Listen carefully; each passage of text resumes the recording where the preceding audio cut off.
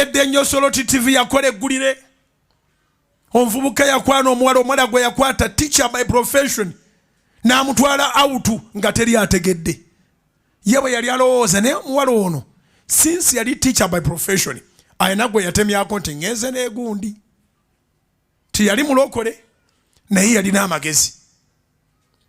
Gwe yatemyako yagenda olwo atakomawo okusomesa wiiki emu, wiiki bbiri, wiiki ssatu. Byalanda n'aga nti oyo yagenda naye neyeegaana naye Soloti nga bw'ogimanyi ne CID ne tulemerako paka gye yamuziika. Yes, nsomesa abali wano n'abali eyo.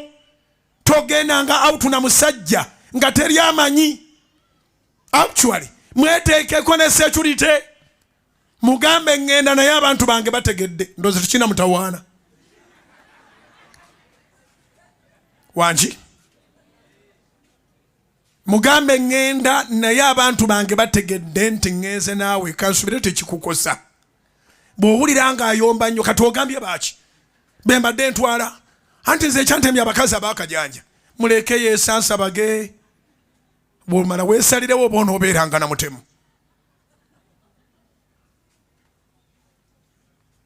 Sitole kweri ku Soloti TV twagikola paka gyekoma. Omuvubuka ye ng'akwana abawala n'abawa buli kye baagala n'abalimba laavuze babalima ne babanuuna n'obugalo n'abatwala n'aziika eyo mu kiyumba kye waliyo emirambo egiwera nga Munnayuganda. So okufa tekuli mu kugenda mawanga g'ebweru kwokka ne wano bakuttirawo.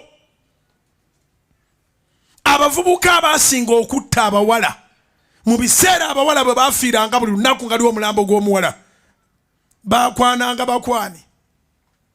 Abavubuka abamu nga balungi kaalaala oba babayita baakaalaala abasajja mumujjukira gwe baayitanga alinayitwe.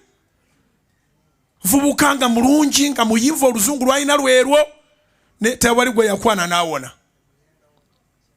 Muyenga wali akyali luzira bamusalira gwa kalabba naye tebanaba muteeka kalabba. Yakwana abaana b'abandi nga bwatta bwakwana bwatta.